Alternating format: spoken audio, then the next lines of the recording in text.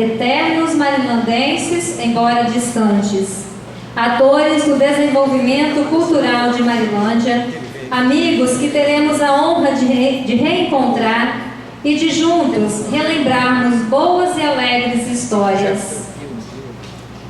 Agradecemos ao pároco da nossa cidade, Padre Luiz Marco Passarelli, por ter disponibilizado este espaço para que este evento pudesse acontecer. E também ao prefeito municipal, Géder Camata, que proporcionou contribuiu para que esse momento pudesse acontecer. Então, convidamos agora o Frank Perim, que vai se pronunciar em nome do Padre Luiz Marco. Boa noite a todos.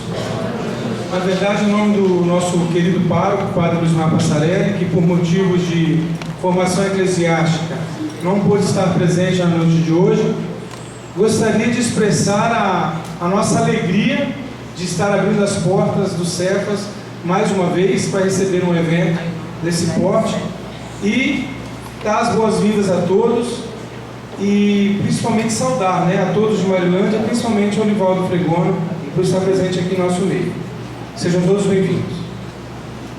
Prefeito Géder Camata, para poder apresentar o nosso convidado especial.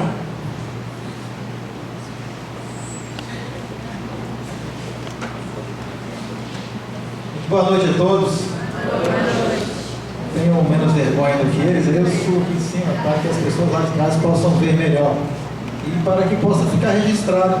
Nós estamos aqui gravando e filmando esse momento, esse segundo momento desse projeto maravilhoso da Secretaria Municipal de Cultura, que é revivendo a nossa história.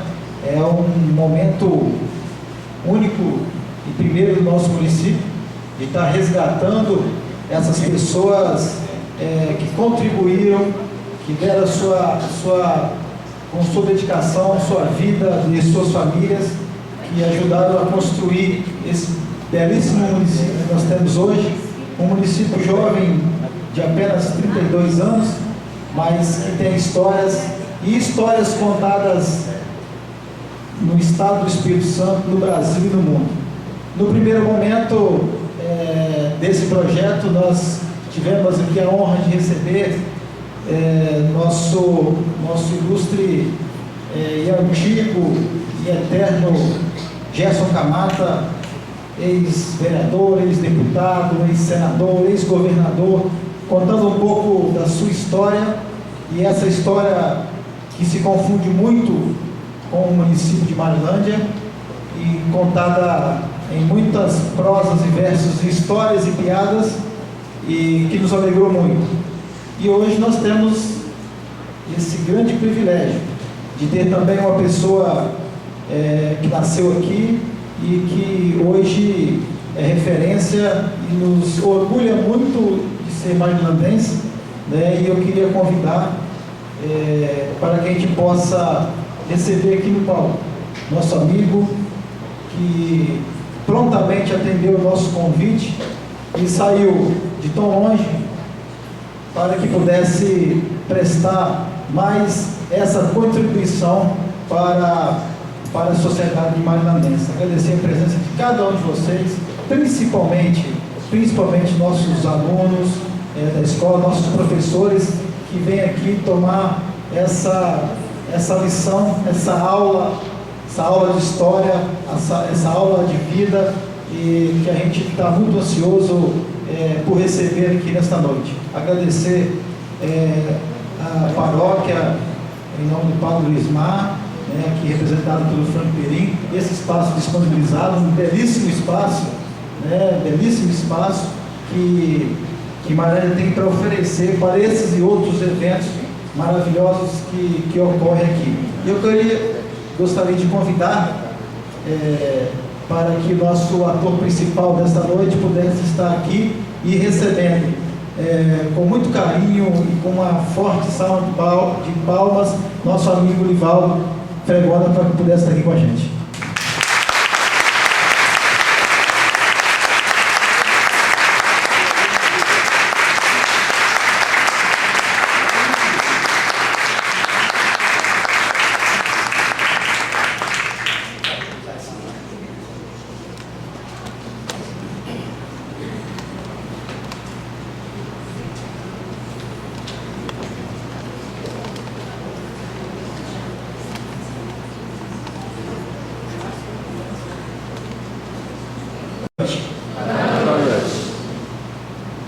Primeiro, quero agradecer a presença de todos e fazer essa primeira solicitação de agradecimento profundo de estar aqui perante aos amigos de longos tempos e longos anos, aos meus parentes que vieram aqui dar uma forcinha, a todos vocês que aqui estão. Eu agradeço ao excelentíssimo senhor prefeito Gerson Camatta, a pessoa de quem eu cumprimento a todos que estão aqui para facilitar e diminuir o trabalho, o tempo que nós vamos contar algumas histórias aqui. Apresentando, para quem talvez ainda não me conheça, o meu nome é Livaldo Fregoana, sou filho de Antônio Fregoana, Maria Pupim. Os meus irmãos, Adário Fregoana, que muitos devem ter conhecido, lembrar ainda, Domínio Fregoana, Elda Fregoana, Jair Fregoana, que foi médico aqui em Marilândia também. Depois vem Hildebrando Fregoana, Livaldo, que sou eu, e a minha irmã caçula, que hoje mora em Uberlândia. Estou com 73 anos, sou casado com Corina Silva, que está aqui ao meu lado, tenho 2 filhas. E aqui estou, porque, por vocação, eu tenho uma verdadeira compulsão para ler e escrever. E com isso acabei escrevendo já 16 livros, e tenho mais 2 que devo lançar tão logo eu volte para Imperatriz. Estou morando em Imperatriz, a 3.500 quilômetros daqui, e vim a convite da Prefeitura, da Secretaria de Educação, principalmente da Muriel e do Orlando Scarpati, que eram os que eu mantinha mais contato, né?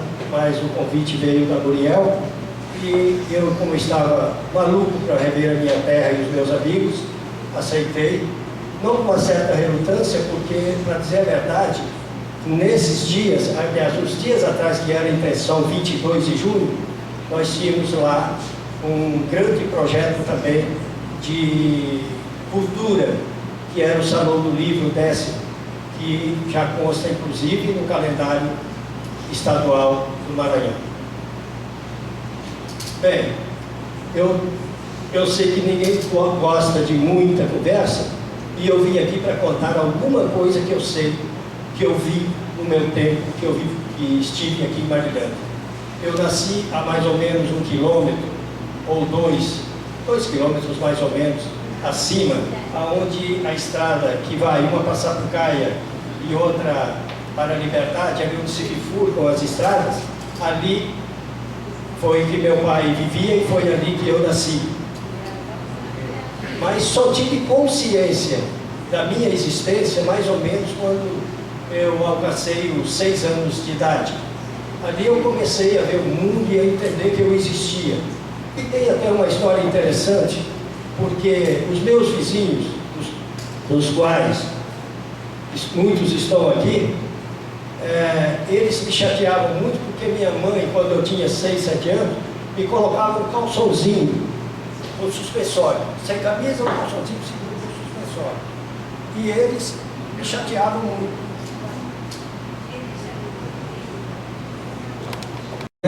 Por usar um suspensório, o Hélio, o Ivo, o Euclides, o Antônio, falecido, né?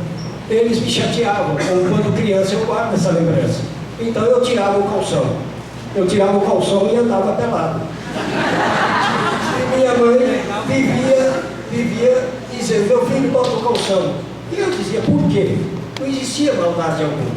Eu vivia pelado, então minha mãe descobriu, achou que resolveria o problema me ameaçando com uma choca de pintos. Ela dizia assim, olha, a choca vai comer o seu piu-piu. A choca vai comer o seu piu-piu. Eu olhava, não tinha maldade ainda nenhuma na vida. Eu dizia, por que essa excrescência de baixo? tem mais importância que meus dedos ou qualquer outra coisa. Para mim, realmente aquilo era apenas uma torneirinha de fazer pipi. Mas diante da ameaça, eu resolvi perseguir as chocas, matava até os pintinhos, etc. Só que o tempo foi passando, e os hormônios chegaram. Eu, quando atingi a adolescência, os hormônios apareceram, e aí eu fui entender por que minha mãe queria que eu usasse o calçãozinho. É uma partezinha de criança. Fui crescendo, mais ou menos ali para os 12 anos, quando começou a construção desse seminário aqui, e que o padre João Guilherme foi o que iniciou a construção, eu, como criança, eu ajudava a carregar tijolos para entregar aos pedreiros na construção desse, era pré-seminário na época. Eu trabalhava ajudando, fazendo o possível por isso. E o padre João Guilherme achou de me mandar para o seminário. Achou de me mandar para o seminário para ser padre secular na época. Bem, eu fui. E lá eu cheguei um pouco atrasado, porque como criança saindo de Marilândia, realmente a minha cultura era muito pequenina mesmo, muito baixa. Era na hora que eu dizia nós vai, nós foi, e era assim que era a conversa entre nós aqui. Quando eu cheguei lá, mudou muito. De latim eu não entendia nada, e o pessoal que já estava lá estava um pouco à frente. O Gerson Camata estudava comigo, inclusive nessa época estava lá.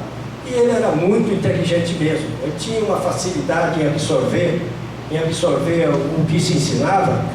Era fantástico. Ele chegava na sala de aula, enquanto todos nós estávamos ali com um caderninho anotando o que o professor falava para estudar depois, ele ficava só enrolando o cabelo assim, olhando para o professor, enrolando o cabelo e olhando para o professor. Quando chegava na hora de estudo, ele lia revistas, livros. Conclusão, ele aumentava os conhecimentos dele, a gente não. O certo é que um dia, o reitor do seminário, padre Acácio, estava dando uma aula de religião e disse, olhando para a classe, estava falando sobre o povo judeu, que eles não comiam carne de porco, coisa assim. E o Gerson está lá atrás olhando. O Gerson, o padre virou para ele e disse, Gerson, você está querendo me comer? Ele disse, não tem perigo não, eu sou judeu.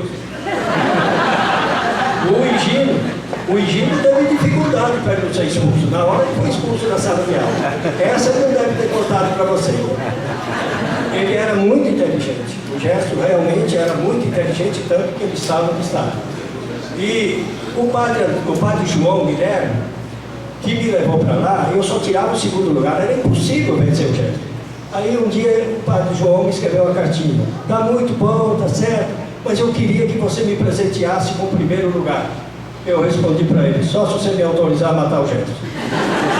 Não tinha condições, não tinha. Ele era muito inteligente mesmo, continua sendo até hoje. Bom, depois desse seminário, aí eu voltei aqui para Marilândia uns tempos. Eu passei acho que 1 ano ou 2 aqui antes de ir para o seminário maior, porque eu estava para ser padre, não vou, aquela história. E nesse tempo aqui, a Marilândia já tinha crescido um pouquinho, Já no meu pai já tinha mudado de lá de cima e veio morar aqui em frente, onde sobe aí para a antiga escola, a professora Ananias Neto, que foi ali que eu comecei a estudar. Ali tem um cantinho, meu irmão Haddad morava ali, e pelo lado de baixo morávamos nós. Ali era o lugar. E nesse tempo, era o tempo que os Lorenzones tinham uma serraria ali na estrada que vai para São Pedro, né? E meu pai, toda semana, ele apanhava os cachorros de caçadores de paca, e ele com a espingarda nas costas, já velhinho, já estava bem mais velho, e me levava junto para ir lá caçar as pacas do João, do Vitório, do Henrique Lorenzoni, etc. E os Lorenzones, a gente passava lá, que estavam trabalhando na serraria, a gente passava, os Lorenzoni olhavam, cumprimentavam, nunca acharam ruim, porque pelo menos nos primeiros 2 anos, o meu pai nunca matou uma paca lá. Ele só ia mesmo praticamente passear e passar o tempo. Mas um dia, meu pai saiu com uma espingarda, que não tinha cães, Como? Como é que são os cães? Não tinha, porque os italianos só conheciam espingarda de cão. E essa era a mocha, era uma do Molim Mocha que o Adalho havia comprado e meu pai caçava com ela. E aquilo foi uma novidade para a Marilândia. Era pouca gente, todo mundo sabia de todo mundo, e uma espingarda sem cão era uma novidade. E um dia os horizontes cercaram meu pai na passagem e disseram: olha, nós soubemos que você comprou uma espingarda sem cão e nós queríamos ver. Aí meu pai falou: não, fui eu não, foi o Adalho, foi meu filho. Ele comprou aqui, no começo eu não gostava, mas agora eu acho que a espingarda maravilhosa. E fui contando vantagem, porque nesse botãozinho aqui eu empurro para frente, eu abro os dois canos. E se eu precisar eu dou os 2 tiros ao mesmo tempo, etc. E os Lorenzones foram se acercando, Vitório, Henrique, todo mundo se acercando para ver a espingarda. E graças a Deus que foi assim. Meu pai botou para explicar no meio dos Lorenzones, meu pai botou a espingarda a prumo, sabe? Ali explicar, é assim, não sei o que lá, não tem perigo nenhum. Os Lorenzones: não, tem perigo sim. Isso aí, se encostar embaixo, eu atiro. Não tem, porque não sei o que. E o tiro que caiu o Lorenzoni para todo lado. Ficaram branco, meu pai ficou igual uma cera de branco também. Daquele dia em diante, as pacas do Lorenzoni não precisaram mais pular dentro d'água correndo dos cachorros, porque meu pai nem lá passava nada. São histórias, pequenas histórias. Pequenas histórias que, é claro, eu passaria aqui muitas horas se fosse contar todas. Algumas estão registradas nesse último livro, Causos e Contos, estão registradas, e por sinal, algumas até refeitas do primeiro livro que eu lancei de contos. Elas estão ali registradas novamente, melhorado, readaptada ao português atual, à nova grafia. Bem, aí eu voltei para o seminário e fui para Belo Horizonte.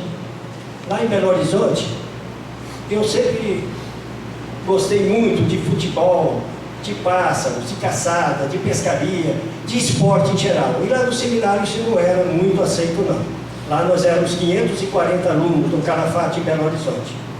E o meu quarto vivia cheio de libélulas, de mariposas, de grilos, de aranhas, que eu fazia pesquisas e furava e botava no isopor das paredes. Tinha um violão que eu ficava tocando e o padre soube que eu fazia todas essas coisas. Ele dizia que eu me dedicava ao futebol e tudo, né? E então o padre foi lá um dia, abriu o quarto, me encontrou lá tocando violão no meio daquela bicharada, aquela coisa, e realmente ele me mandou chamar. Fui lá para a secretaria. Ele disse que não podia aceitar, que eu era a vergonha do seminarista do Espírito Santo e tal, que se eu quisesse fazer tudo o que eu gosto, eu devia ir no lugar que isso era permitido. E para variar, nós fomos fazer um jogo contra o seminário. Tinha 540 alunos, tinha muitos rapazes que jogavam, e jogavam até bem. Nós fomos fazer um jogo contra o juvenil do Atlético Mineiro. Fomos fazer esse jogo e nesse jogo eu estrangulei uma hérnia e fui levado ao hospital. E lá eu fiquei 40 e tantos dias para me recuperar, porque praticamente, eu não sei, complicou a operação, porque as irmãs me passaram, era um hospital dirigido pelas irmãs de caridade, e elas chegaram e me perguntaram assim: escuta, você tem 2 opções. Você tem um médico antigo aqui que vai chegar e te corta todo, tira logo, resolve e tal, ele não vai olhar, não vai ter cuidado. E nós temos também os residentes, que vai ter todo o cuidado do mundo e tal. Fizeram a lavagem cerebral, prepararam minha cabeça para eu escolher o residente, e ele quase me matou. Com 40 e tantos dias, quando eu saí de lá, aí eu desisti de ser padre secular e vim para casa. Vim parar aqui em Marilândia, onde meus pais quase não me reconheceram, estava bem abatido. Aqui começou, de fato, a minha vida, e eu vi como era o mundo, e esse nosso mundo de Marilândia, onde começou com a gente vindo de lá de cima. Está aqui o Mano Domingos, que ele sabe disso muito bem, 82 anos, né? E eu já disse para ele: não vai furar a fila não, é a sua vez agora. Porque lá em casa tem alguns que costumam querer furar a fila. Aí, com 82 anos, vai caçar na Amazônia e namora também. Preta, tá aí, aí meu namorado. Bom, então, nessa época, eu até me perdi um pouco com a observação que eu fiz, poxa. Até me perdi agora onde é que eu estava. Sim. Exatamente, eu retornei a Marilândia e comecei a levar então exatamente a minha vida. A primeira coisa que eu fiz aqui foi fundar um conjunto musical mesmo. O primeiro conjunto musical de Marilândia foi, de fato, eu que fundei. Junto, é claro, com as pessoas que faziam, porque eu sempre fui muito esperto nisso. Se eu tinha um time de futebol, mas se faltasse um dos meus jogadores, eu ia buscar o melhor que tinha na região para ocupar o lugar, para nunca perder a partida. Na música eu era péssimo em música. Eu nunca tinha dom para tocar guitarra, e eu era o guitarrista do conjunto. Me apoiava no Alvinho Javariz, faleceu há poucos dias, por sinal, né? Alvinho Javariz, Diva e Cissa Javariz. As três, a família toda Javariz era extremamente entendida em música. Eles que me ensinavam a fazer os acompanhamentos e as posições, tudo direitinho, eram eles. E a gente andava aqui pelo Espírito Santo tocando nesse conjunto musical. Tinha os meus sobrinhos, o Brando, o Claudio, todos eles, um tocava triângulo, outro pandeiro, a bateria, e todo mundo participava. E esse conjunto começou do nada, e com pouco tempo, por causa das 4 meninas que cantavam, Diva, Cissa, Carlete, Tia, da Muriel e Leite de Irmã, isso sim, ela cantava muito bem, canta até hoje, por sinal, no coral da igreja de Uberlândia, em Minas Gerais. Esse conjunto andou tocando aqui, por aqui, todinho. Aí, o Marilândia, que andava meio capenga, também formei, juntei todos, toda a turminha que jogava nesse tempo aí do nosso time, e cercamos ali no Otávio Perim o estádio do Marilândia. Cercamos e fizemos um jogo. E ali, por sinal, eu quero fazer uma lembrança do tempo do jogo, porque o ex-prefeito Dejaci Caversan, que nós chamávamos de Deja, nunca estava sempre ali sincopado, era Deja. O Deja era um colega que a gente andava aqui pela rua tocando violão ou qualquer coisa, mas o Deja, tá aí, cadê? Onde é que está? Por favor, está lá em cima. O Deja sempre dizia, eu só trabalho quando a gente cobrava ele, que ele estudava pouco e não gostava de trabalhar muito. Ele dizia assim, não, eu só vou trabalhar o dia que valer a pena, poxa, eu vou aí me matar para ganhar um salário mínimo, e não sei o que. Quando eu fui embora, soube dele, prefeito de Marilândia. Olha aí. Mas ele naquela época, ele jogava, né? Jogava bem, mas nunca se conformou com aquela mania do Marilândia chutar a bola só rebater, chutar para frente, etc. Ele não se conformava com aquilo. E, diante disso, uma vez, a gente aproveitava tudo que era possível, forçamos ele a ser o técnico do Marilândia. Aí lá foi o Deja lá, com a apito na mão, todo imponente, e começou a administrar o treino. E começou, todos que chutavam para frente eram repreendidos, tem que tocar a bola, tem que tocar na grama, pô, tem que tocar aqui, tem que tocar lá. E nós tínhamos um lateral chamado Walter Cabral, que eu tenho certeza absoluta que ele está vivo, porque aquele só se batalha, porque aquele era forte demais, trabalhava a semana toda nos cafezais, e aos domingos ele corria como ninguém, e ai de quem tentasse passar por lá. Ai de quem. Teu filho dele? Pois ouça como era seu pai. Um leão, uma fera. E o Deja um dia está lá administrando, e lá veio o Walter, pegou a bola, e o Deja pegou uma pilha e gritou, calma Walter, calma Walter, calma Walter. Foi a última palavra que o Deja falou como técnico do Marilândia. O Walter deu um bicudo, a bola foi no meio do nariz dele. Ele jogou o apito para cima e disse, aqui no piso nunca mais. Perdemos o técnico. Está aí. Carrega essa marca. Aliás, o Walter era famoso, viu? O sobrinho dele era famoso nisso. Eu tinha também, eu tinha também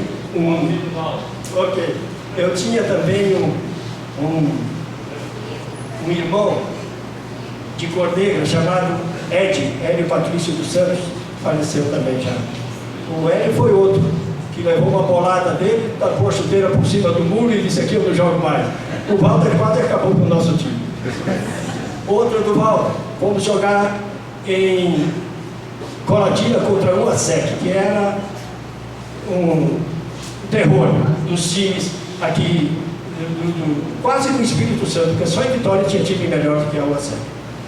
Fomos jogar lá e com poucos minutos de jogo já estava 4-0 para a UASEC. E o Zé Firme, que alguém aqui deve conhecer, o som está saindo direito. O Zé Firme, então, a UASEC, aliás, tinha um jogador chamado Peno.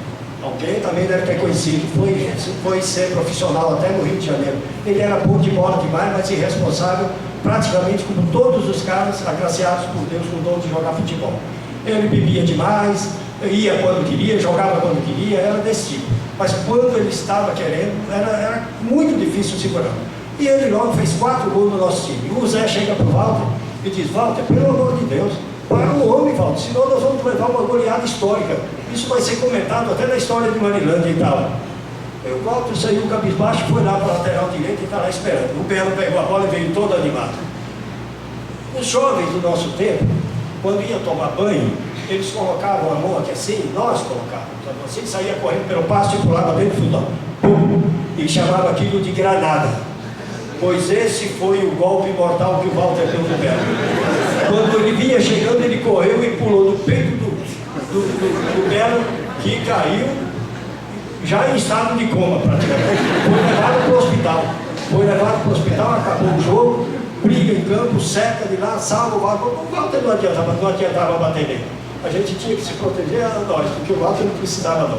Ninguém machucava o Walter. E quando vínhamos embora em cima do caminhão do Gil Falqueiro, também nosso goleiro saudoso, o Zé Firme chegou, falou: Walter, pelo amor de Deus, o que você fez, Walter?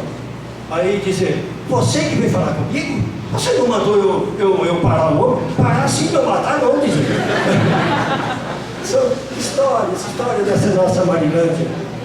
Essa Marilândia que, por sinal, abrindo um parênteses, hoje, estando aí na Rádio Cidade, dando uma entrevista, eu fiquei olhando de lá de cima para cá e lembrando o tempo em que eu vinha descalço,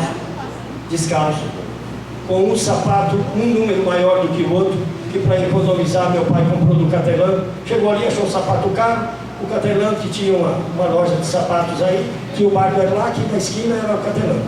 E ali ele tinha essa venda e chegou lá, meu pai achou um sapato caro, aí para negociar o Catelã falou: olha, eu tenho um par de sapatos aqui, só que um número é maior que o outro. Não tem problema. Não tem problema. Era com esse sapato ainda que eu tinha de economizar, botava nas costas, ia nas costas, na entrada de Marilândia, o Astélio Salagoli tinha um brejo ali, com a agulha que passava, a gente lavava o pé, e a bici quando voltava, tinha que colocar os sapatos nas costas outra vez para economizar.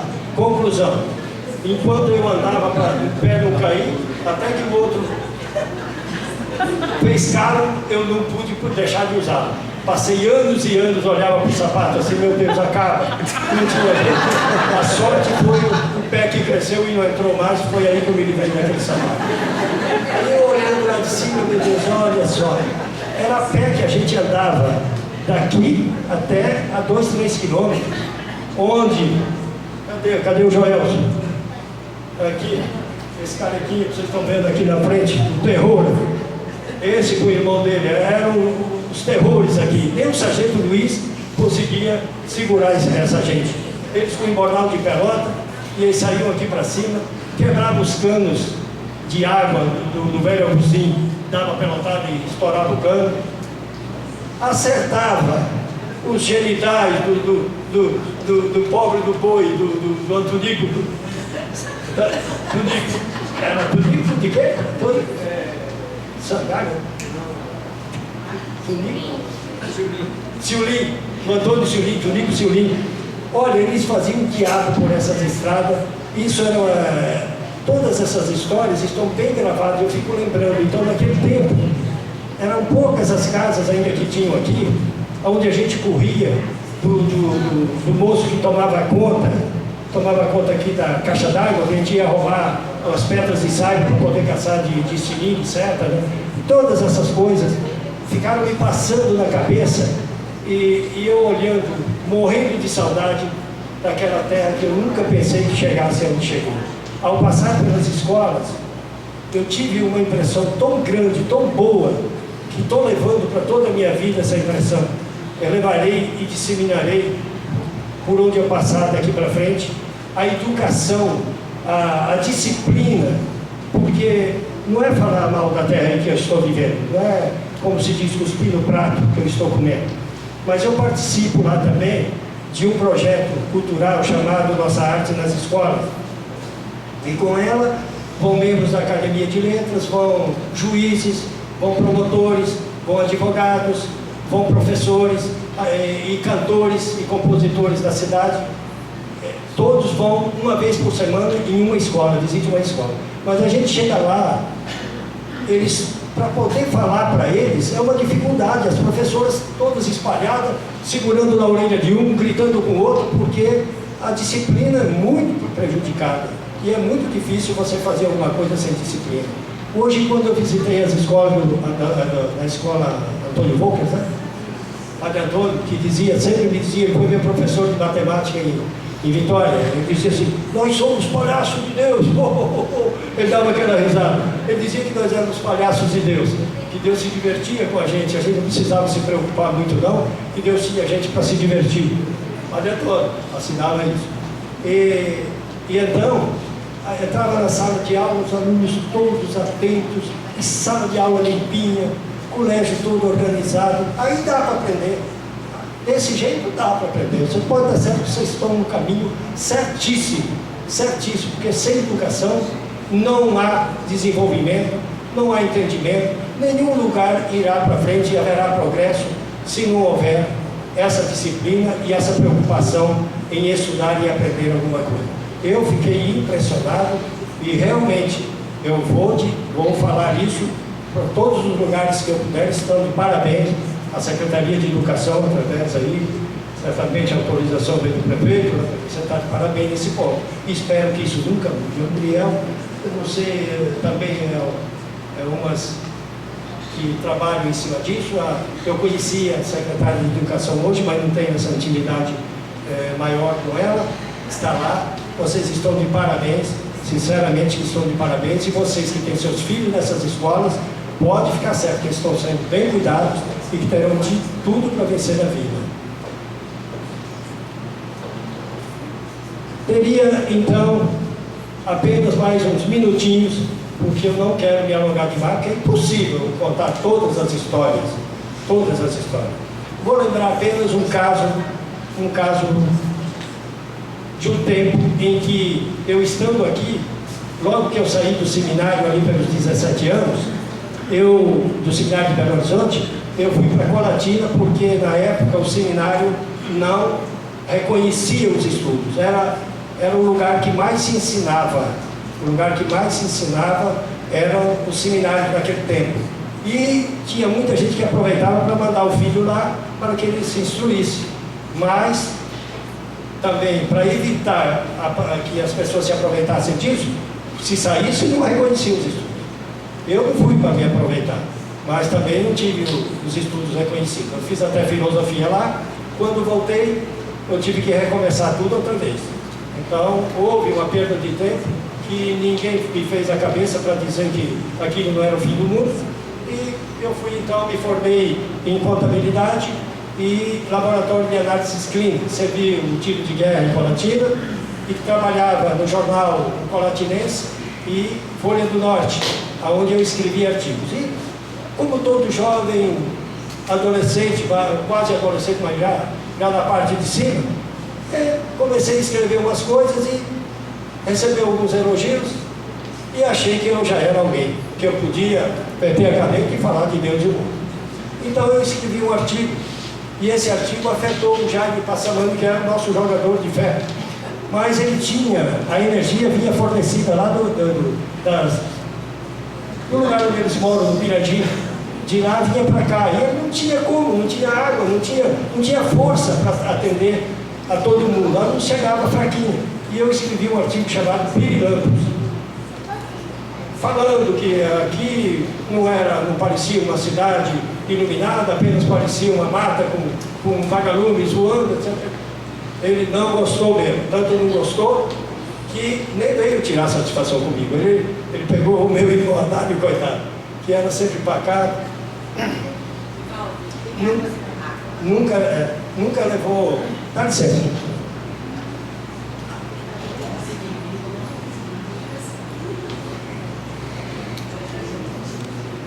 Então, ele chamou o Mano Haddad e disse: olha, você toma conta daquele moleque que está muito atrevido, e não sei o que. Foi bom, foi um exemplo que eu tive na vida, que a gente deve, quando for escrever, citando nomes, falando de gente viva, tem que ter cuidado. Tem que ter cuidado. Está aqui o Orlando Scarpati, começando uma vida aí também de escritor, escrevendo a história de Marilândia. Fica como um conselho. Tenha cuidado quando você citar nomes, etc., porque pode ser que as pessoas não gostem. Bom, ele não gostou e largou o time. O Biachão, parece que Biachão vocês conheceram, famoso, os Buzetti, trabalhavam com ele. E o Biachão, depois eu soube aqui que ele era uma pechazinha de também contar lorotas, às vezes nem sempre verdadeiras. Quer dizer, um concorrente do meu tio José lá de Alegria, que até então era tido como o maior mentiroso da região. E o Biachão, então, era bom de conversa. Ele conversou aqui e logo formou outro time. Foi daí que surgiu o América. E o que é interessante, não só surgiu o América, ele tirou onde era difícil a gente fazer um time de futebol e conseguiu fazer dois. E o pior é que o dele era quase melhor do que o nosso, porque dificilmente a gente ganhava quando jogava um com o outro. E o Biachão também saiu essa história dele, que ele me contou um dia, que ele era comprador de café do Jair, e foi numa região aqui do Japira, onde a pessoa morava no barranco do morro assim, era um prédio de 2 andares, e embaixo tinha um sótãozinho onde as crianças brincavam na sombra. E ele subiu e tinha aquela conversa antes de comprar o café, havia aquela palestra de vamos conversar um pouco e tal, para arrumar, porque eles compravam mais barato. Então o dono, o moço que queria vender o café, trouxe uma chaleira de café, e no interior, principalmente naquele tempo, eu mesmo sou testemunho disso, era servido, era um canecão de café mesmo. Só que o café, segundo o Biachão, veio péssimo, veio horrível, não dava para tomar, quente demais. E o Biachão estava em dificuldade, molhava a língua, e estava em dificuldade, como é que eu iria se livrar daquele café? Aí surgiu uma ideia, ele teve uma ideia. Pediu ao dono para ir buscar um copo d'água para ele. Quando o dono passou na porta assim, ele falou: é agora. Foi na janela e vapo, jogou o café em cima das crianças do Mombi. Acabou a compra de café, segundo o Biachão, teve que levar a criança para fazer o escurativo. Histórias. Então, são muitas histórias mesmo. Sinceramente, se eu fosse contar aqui, haja vista que esse último livro tem 300 e tantas páginas só contando histórias.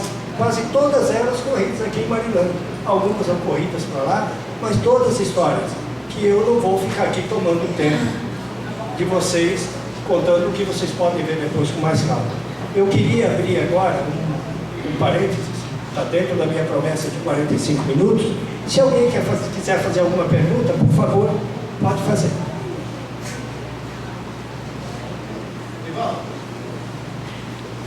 Essa história que você contou aí, não tem microfone não. Hein, Ival? Essa história que você contou aí do papai do América, no caso dessa versa aí naquela do seu livro, eu soube de outra maneira. Eu soube que o papai estava jogando muito bem no Marilândia. Com certeza, é o melhor jogador nosso. Aí o treinador tirou o papai e colocou. Esse é outro contador de história, hein? Eu vou ter que me cuidar, outro contador de história. Ival? O time estava ganhando. Aí você entrou, começou a perder. Na verdade, na verdade eu lhe garanto, seu pai foi um dos melhores jogadores aqui. Mas a história mesmo que da fundação do time, a minha história é essa, porque ele ficou desgostoso e não quis mais jogar com a gente por causa daquele diabo, daquele artiguinho que eu, achando que era alguém, eu podia escrever. Ele era uma pessoa, grande jogador de futebol. Mas de qualquer maneira ele fundou o América, que nos deu muito trabalho. A gente não conseguia vencer o América, um lugar onde quase praticamente não só dava um time, ele fundou um outro quase melhor. Alguém mais, gente? Alguém mais? Mas só para confirmar o que o Lucas está falando, esse é o que corre, inclusive eu escrevi um artigo sobre isso. Você também algum dia substituiu ele também no time? Para dizer a verdade, eu, sinceramente, eu não estou lembrado, mas se ele está dizendo, eu concordo, plenamente. Mas eu não estou lembrado. O treinador está confirmando. Está confirmando, né, Tânia? Deve ter havido, sim. Com certeza, com certeza. Aí é só mesmo a gente dizer, foi por isso ou foi por aquilo, né? Por isso ou por aquilo, um dos dois.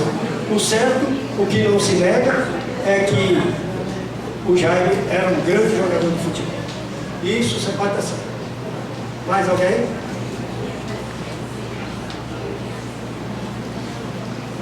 O Hilário é porque eu me baseio muito no tempo.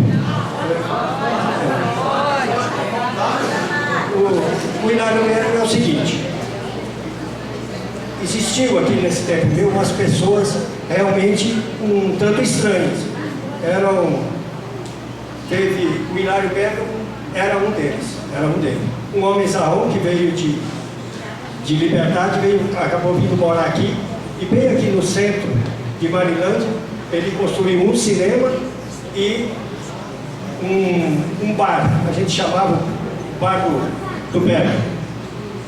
Imagine o Hilário Bergamo veio da roça, ele não entendia nada, ele simplesmente mandava vir a fita, só fita de faroeste, porque a gente só queria saber de faroeste, a criançada se juntava ali, era sempre assim, faroeste.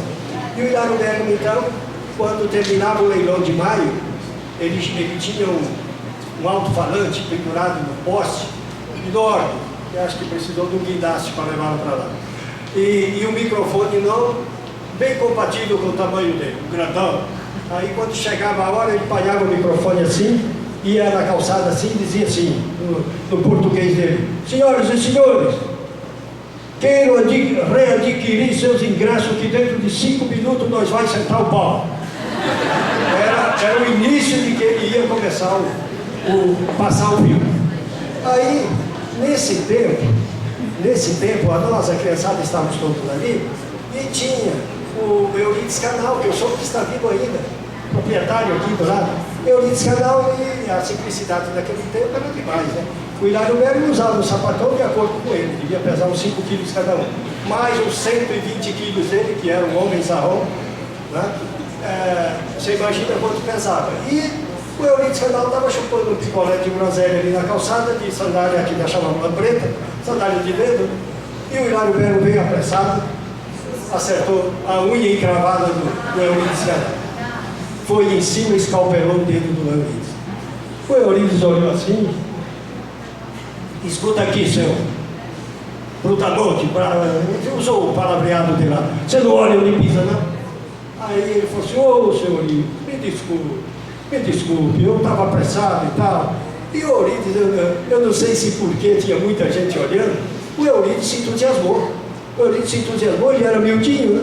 Ele se entusiasmou: não, mas é porque você tem que ter mais cuidado, você vem assim, vai pisando em todo mundo, pensa que a gente não é gente, que meu pé não dói, e não sei o quê, e começa a dizer, e o Hilário Bergamo, como se fosse Davi e Golias, seria mais ou menos uma representação assim. E o Hilário se desculpando de todo jeito, desculpa de lá e desculpa de cá, até que a paciência do Hilário esgotou também. E aí eu peço licença para vocês de falar um palavrão aqui, que foi exatamente o que o Hilário disse. Quando ele perdeu a paciência total, ele disse aqui: olha que Eurides, homem igual a você, eu enrolo 3 e enfio, e ainda bem enforcado. Bom, aí não deu mais para outro. Ele falou: não, agora eu estou desmoralizado. Aquele monte de gente ali olhando, Eurides saltou para lá, saltou para cá, e querendo pegar Hilário Bergman simplesmente levantou aquela mão de pilão dele, na cabeça do Euripides, quase caiu desmaiado, foi lá para dentro do bar tomar água, e aí ele subiu e realmente sentou o pau. Passou o filme e pronto. Essa é uma história do Hilário Bergman. Ele era forte, ele chegava a botar assim, de perna aberta. Aonde a gente morava ali, tinha uma pontezinha que atravessava o rio Santilário antes de cair no Liberdade. Um dia ele ia de caminhonete para cima e a caminhonete dele caiu com o pneu dentro, entre dois paus, porque eram paus roliços, né? Caiu dentro de um pau, o pneu se imprensou dentro dos dois paus. Aí, o pessoal que estava em cima, força de lá, força de cá, ninguém conseguia tirar o carro. Ele tirou lá aquele sacramento dele e disse assim: deixa aqui comigo, põe um pedaço de pau e bota embaixo do pneu. E entrou debaixo da carroceria do lado assim e levantou um lado da caminhonete, botaram o pau embaixo, ele entrou dentro, novamente ele sentou o pau, foi embora. Era uma pessoa excêntrica mesmo, né? Tinha também um outro muito interessante, Querino Fulaneto. Alguém conheceu? Querino Fulaneto, tem até parentes aí, né? Querino Fulaneto era outro grandalhão, maluco, não sei como nunca foi enterrado, era maluco. Ele tinha um calo no dedinho que o incomodava demais, né? Ele só vivia reclamando, tirando o sapato, cortando o sapato no lugar do calo, cortava o sapato ali para o calo sair para fora. Um dia ele se zangou, era o Dr. Joel Coelho que estava aqui, praticamente obrigou o Dr. Joel a cortar o dedo dele e jogar fora. Tirou o dedo, cortou e jogou fora. Era incrível o Querino Fulaneto. Se dizia, ele fazia muita coisa, trabalhava, fazia tudo. Ele dizia: agora você está ganhando dinheiro? Não estou nem aí, dizia ele. Eu quero fazer movimento. Queria fazer movimento. O Querino era uma pessoa extraordinária. O que aconteceu com ele? Não, ele já faleceu. Faleceu já, né? Namorado com o Gabriel da Paz. Ah, sim. Faleceu já. Ele podia estar vivo ainda, né? Ele não morreu também, eu acho não. Ah, mas ele também fez, né? Certo. Ele era... Meu pai, o Chico Camargo, era meu pai. Ele que construiu. Sim. Tá certo. Bem, e assim, mais histórias, se você... Diga. Ah, sim. Eu comecei os meus estudos exatamente aqui na escola Professor Ananias Neto. Hoje já está uma escola reformada, bonita, como todas as escolas daqui. Eu fiz aí, é aí que eu arrancava as unhas. Por trás da escola eram mangueiras, e a gente corria aí, as crianças corriam, eu lembro.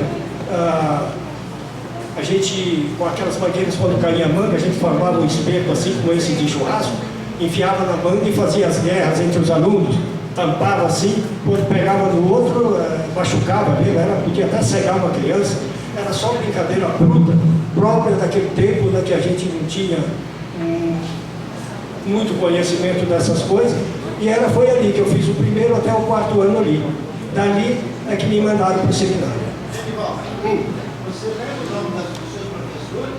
Lembro. As professoras minhas foram a dona Zilda Mazioli, que ainda está viva por 100 e poucos anos em Governador Lindenberg, a Maria José e a Ana Bravina. A Ana Colodete. A Ana faleceu, né? A Maria José, eu não sei se faleceu ou não. Essas foram minhas 3 professoras. E da Zilda Mazioli, que ainda está viva. Zilda Linhares. A Elvira Linhares também está. Eu tenho uma historinha da Elvira Linhares que está viva ainda. Está viva. E eu tenho uma historinha engraçada da Elvira. Veja só. No tempo que eu era criança e era sacristão da igreja aqui, a Elvira que tomava conta. Todo dia da igreja limpava, arrumava o altar, essas coisas todas.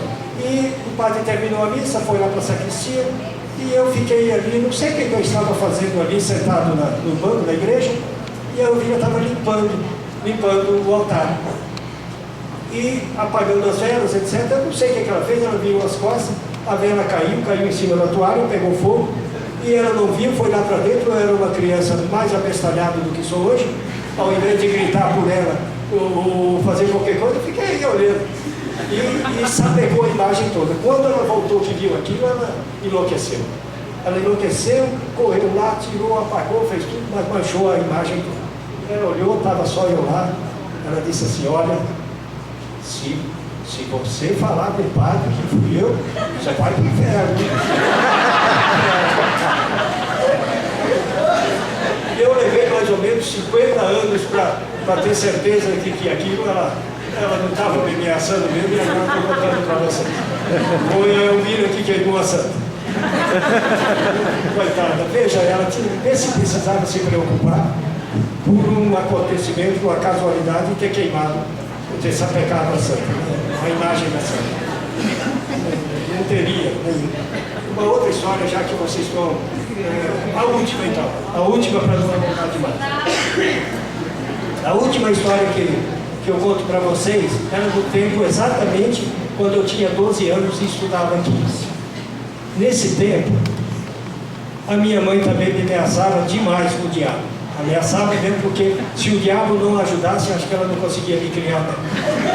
Eu, com medo do diabo, eu evitava muitas coisas. Rezar, nem pensar. Os italianos, não sei se devem continuar com esse bom costume, rezavam os terços à noite.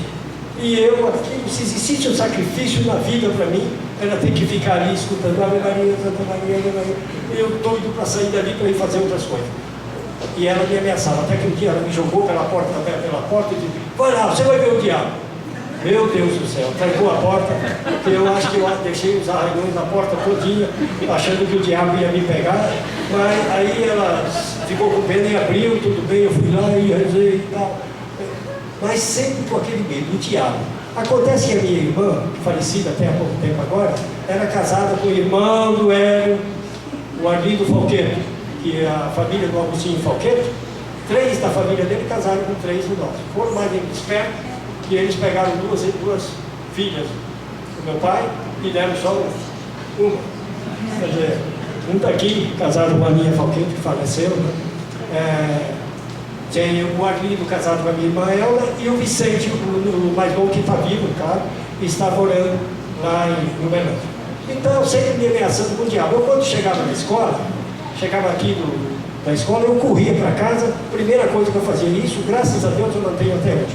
Primeiro a responsabilidade, depois o divertimento e o passatempo. Então eu corria, ia lá, apanhava a tabuada, aprendia o que a professora passava, tudo direitinho, e logo jogava aquilo na boca, apanhava meu embornal de pelota, nem comia direito, botava, como a gente dizia, a cetra, né, Camilo Noel, a cetra no pescoço e subia pelo cafezal, porque o que tinha de passarinhos naquela época, e a gente, todos os mais antigos aqui eram caçadores, não tinha outra coisa a fazer, meu Deus do céu. Tudo isso aqui era mata, a gente escutava jaós, bacucos, piados, por toda essa mata aí, chororões, turulinhos, urus, era a coisa mais linda. O que a gente iria fazer? Não tinha boate, não tinha nada, não tinha nada. Então, todo mundo, o divertimento era caçar. E eu banhava, desde pequeno, já banhava meu jornal de pelotas e ia atrás de caçar. Meu tio Luiz, aí assim, às vezes, meu tio Luiz tinha uma mexeriqueira por cima da casa dele, que, como bom freguano, meu tio Luiz também massacrava a gente. Deixava ela com as mexericas madurinhas, não tirava e não gostava que a gente fosse lá tirar também. Aí a gente fugia pelo cafezal e ia lá. E eu sempre orei de pé, com medo do diabo, né? Sempre toda hora lembrando, né? Mamãe vinha me ameaçando, esse diabo, etc. Deixa que o Arlindo era uma pessoa que imitava tudo, passarinho. O diabo, então, ele era um profissional em dar uma risada igual e fazia aquela coisa toda. Ele era um imitador nato. E lá vai eu caçando meus passarinhos. Um cangacebinho que estava no seu pé de café, quando estava perto da mexeriqueira, voou lá na mexeriqueira. Eu fui devagarinho, e só de olho no passarinhozinho, querendo pelotar o passarinho. E a mexeriqueira era de fato grande, os galhos desciam assim, como se fosse um telhado. E eu fui entrando por baixo, assim, olhando o passarinho, quando explodiu lá no fundo aquela risada infernal. Olha, eu juro para vocês, acreditem numa coisa que ela é. Eu olhei assim, eu vi o diabo, dois chifres, vi a cauda bifurcada, eu vi tudo. Eu olhei assim, é ele, é hoje. Eu virei e saí pelo cafezal afora, dando saltos que eu nunca dei na minha vida. Tinha uma valeta que eu nem vi que ela existia naquela hora. Tinha um brejo lá no fundo antes de alcançar a estradinha, que a gente passava lá com lama e água até na canela. Eu não molhei nem o tornozelo. Passei por cima e vim correndo para casa, que quando eu bati na saia da minha mãe e agarrei, e o Bornal do Pelota chegou depois. A velocidade não foi fácil, gente. Eu cheguei e ali eu não conseguia nem falar. E minha mãe aí se assustou, né? O que teria acontecido? Quando a voz saiu, eu disse, mãe, o diabo. Tentou me pegar, mas se eu não fosse esperto, eu estava arrebentado. E ela vai daqui, vai dali. Não foi, meu filho. O diabo não mexe com criança. E Deus não permite e tal. E tentando, porque ela viu que a coisa era séria. Me deu água com açúcar, etc. E eu estou ali, respirando fundo. Tinha me livrado daquela. Quando entra pela varanda, o desgraçado do Arlindo chupando uma bexiga. E rindo. Era ele. Mas que eu via a cauda e o chifre.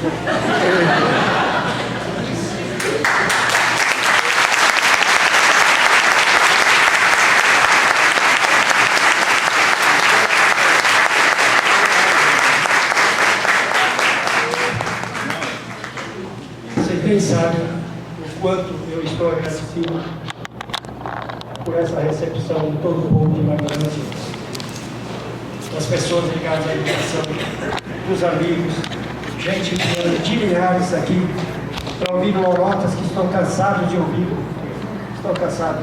Vieram mesmo para dar o apoio, essa amizade, coisa de família, que hoje, graças a Deus, eu falo sem nenhuma vaidade, sem nenhum orgulho, que eu levo o nome de Marilândia lá para onde eu estou, e lá, graças a Deus, não por vaidade eu estou falando isso.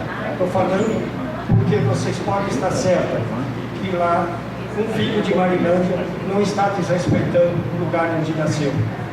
Lá existem algumas homenagens que raramente são concedidas ao cidadão. Temos duas lá.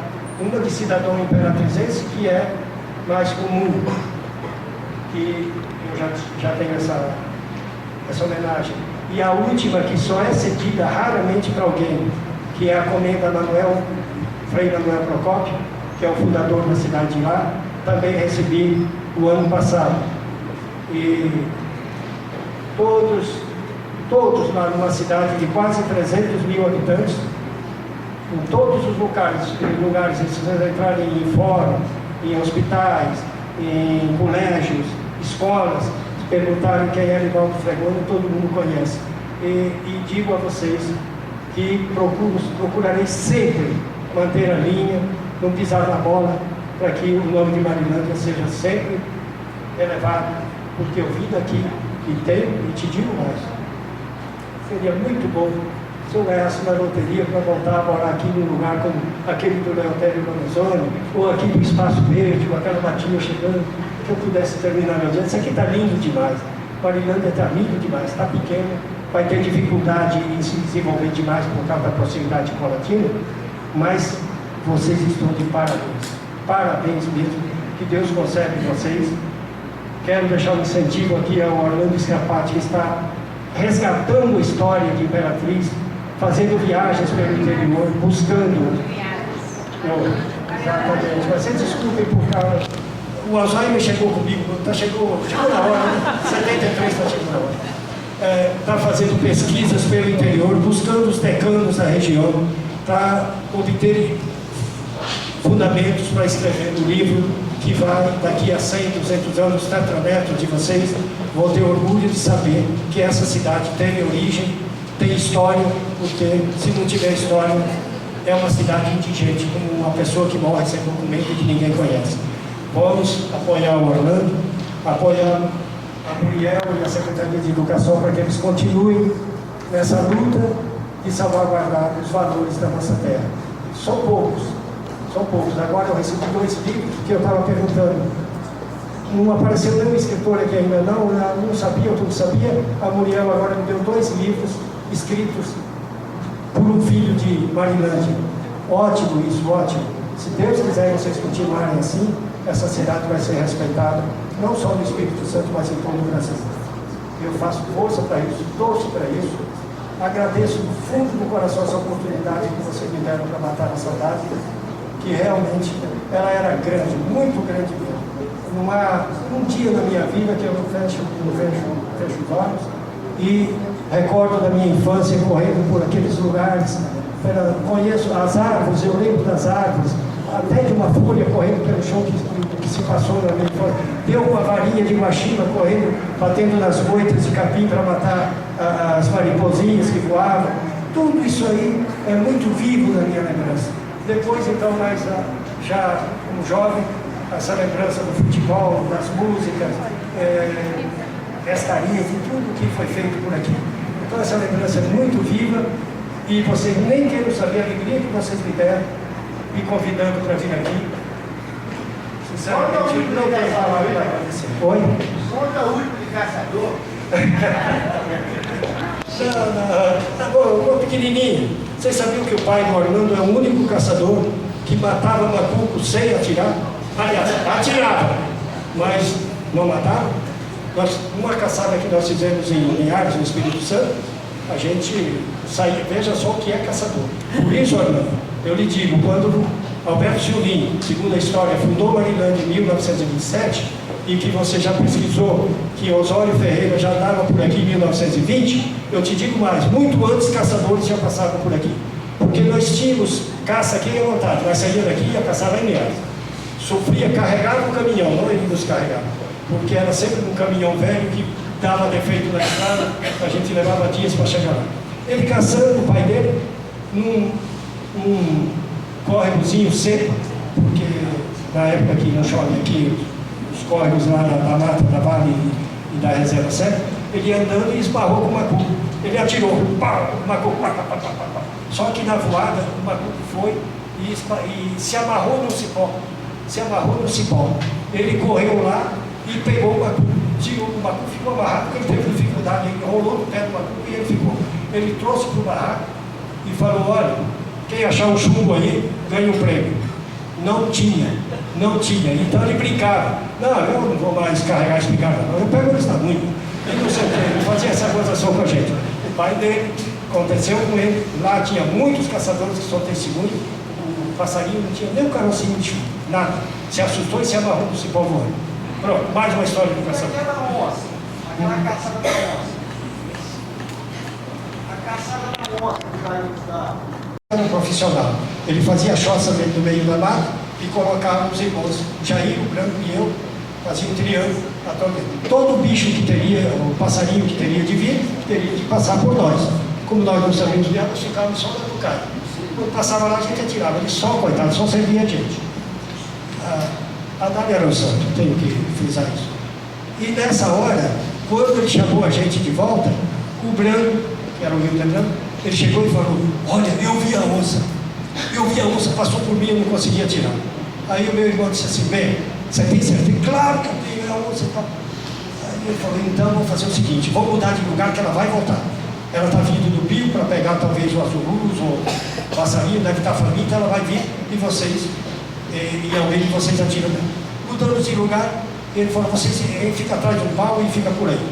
Eu fui, tinha uma imaúba, que é até difícil de dar em mata com açaí grandes assim. Tinha uma imaúba, eu entrei no meio das árvores e ele estava para trás e eu fiquei para frente. Estou ali vigiando. Mas não demorou nem 5 minutos. Olha a onça passando bem na minha frente. Passando bem na frente. Eu levei a espingarda, era de 2 canos.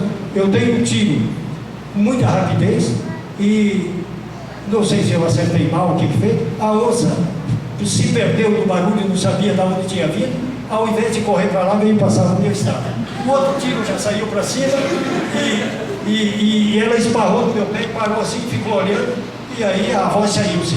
Gritei por socorro, pelo amor de Deus, e todo mundo. E correram meus irmãos, o Jair, que também foi médico aqui, né?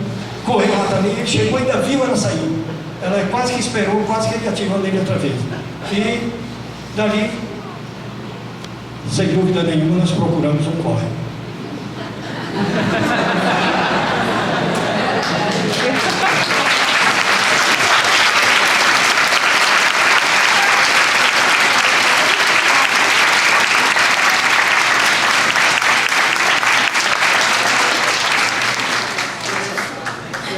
Que essas palmas sejam revertidas a vocês, de todo o meu coração. Obrigado. Agradecer a presença das escolas, ao diretor Helder e alunos da Escola Padre Antônio, professores e alunos, né, das outras escolas. Então, Rivaldo.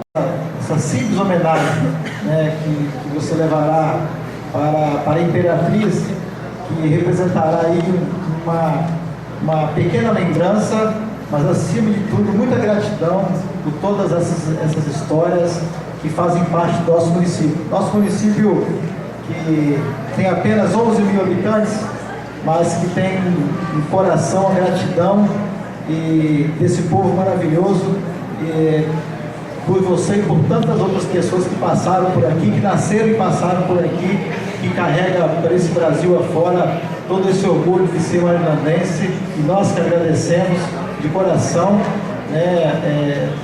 fazendo parte de mais esse projeto, que é Revivendo Nossa História, para que os nossos jovens, nossos adolescentes, as nossas escolas, para aquelas pessoas que reviveram com você, que viveram com você naquele passado e reviveram essa história que hoje, no fundo do nosso coração, nosso agradecimento em nome do município, em nome da nossa cidade, a esses momentos maravilhosos que passamos juntos aqui. Que Deus possa continuar te iluminando, te dando saúde, essa memória, essa cabeça perfeita, né, que Deus lhe deu, e com muita saúde, junto com a esposa, com as filhas, possam estar aí vivendo esse momento maravilhoso, mesmo que longe e na distância, mais perto do coração de todos nós aqui. Muito obrigado, então.